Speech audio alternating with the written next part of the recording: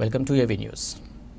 అంబేద్కర్ కోనసీమ జిల్లా అయినవల్లిలో విలేకరుల సమావేశం ఏర్పాటు చేయడం జరిగింది. ఎస్సీ బీసీలకు తీరని అన్యాయం చేసిన వైఎస్ జగన్ ప్రభుత్వానికి తగిన బుద్ధి చెబుతామని వైసీపీ నాయకులు కొరపు రవికుమార్ రెడ్డి, మెడిశెట్టి ఈశ్వర్లు పేర్కొన్నారు. అయినవల్లి తెలుగుదేశం పార్టీ అధ్యక్షులు చిట్టూరు శ్రీనివాస్ అధ్యక్షతన మండలంలోని టీడీపీ, జనసేన, బీజేపీ నాయకులతో సమావేశం ఏర్పాటు చేశారు. ఈ ఎన్నికల్లో కూటమి అభ్యర్థులు గంటి హరీష్, మహదూర్గిడ్డి సత్యనారాయణను గెలిపించి వైసీపీ ప్రభుత్వానికి తగిన బుద్ధి చెబుతామన్నారు. అందరికీ నమస్కారం అండి. నా పేరు కొరపు రవికుమార్. మాది వీరవల్లిపాలెం గ్రామం, పి గన్నవరం కాన్స్టిట్యున్సీలో అయినవల్లి మండలం వీరవల్లిపాలెం గ్రామం.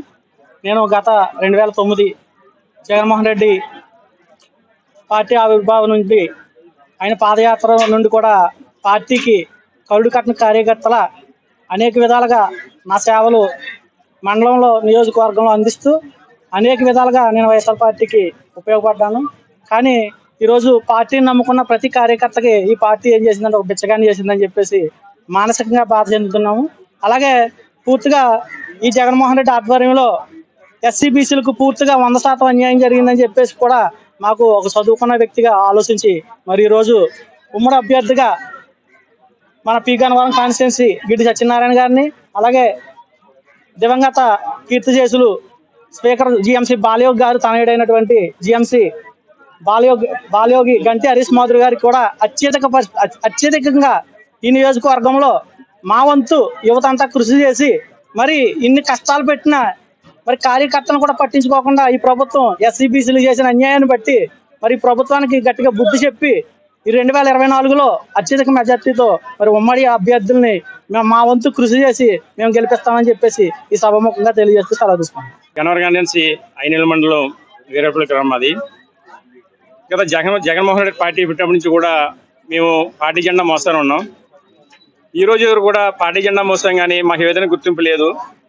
నమ్ముకున్న వాళ్ళందరినీ కూడా బంగాళాలో కలిపేసి ఏ అయితే కార్యకర్తలు అయితే ఉన్నారో ఆ కార్యకర్తలు వచ్చిన కాంట్రాక్ట్స్ కానీ అభివృద్ధిగా అడ్డుకొని వచ్చిన వాళ్ళు దోచుకోవడానికి టైం సరిపోతుంది.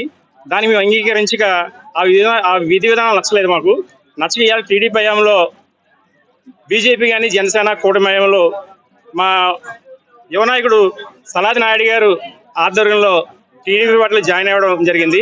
అలాగే హరీష్ మాధవ్ గారి దగ్గరకు వచ్చి మెల్లో కొండ వేసుకుని మా వంతు కృషి 100% కూడా ఈ మహాకూటమి విజయానికి మా వంతు మీకు కృషి చేసి ఇటు హరీష్ మాధవ్ గారిని కానీ ఇటు గిడ్డి సత్యనారాయణ కానీ అత్యధిక మెజార్టీ గెలిపించి ఇదే విజయోత్సవాలు మేము పెట్టుకుని ఇటువంటి అభివృద్ధి విషయంలో ఏనాడు కూడా టీడీపీ కానీ జనసేన కానీ, టీడీపీ అయితే మేజర్గా మనం అయినవల్లి మండలంలో ఏ సిమెంట్ రోడ్లు పడ్డా కానీ ఏది జరిగినా కూడా టీడీపీలో జరిగింది తప్ప వైసీపీ హయాంలో ఏ అభివృద్ధి కూడా నోచుకోలేదు.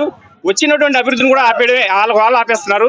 ఆపేసి టీడీపీ నాయకులు ఆపేశారని చెప్పి ఒక దుష్ప్రచారం చేసి పార్టీని సర్వనాశనం చేసి కార్యక్రమం పెట్టుకున్నారు.